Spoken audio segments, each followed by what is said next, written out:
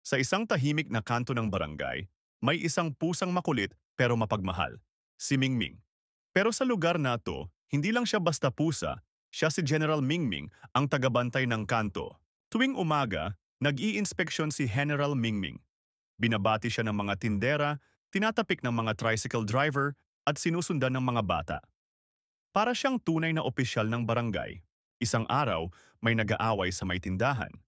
Pero bago pa makialam ang tanod, sumulpot si Mingming, humarap sa kanila, at Meow! Para bang sinasabing, kalma lang kayo. Tahimik agad ang paligid. Dahil sa tapang at malasakit ni General Mingming, minahal siya ng buong barangay. May batang gumawa pa ng karton na may nakasulat, Salamat, General Mingming. Sa gabi, habang ang lahat ay natutulog, si Mingming ay gising. Tahimik siyang nagbabantay sa poste ng tanod, alerto at handang rumesponde kung may kaguluhan. Dumating ang isang bagong aso sa lugar, malaki, itim, at misteryoso.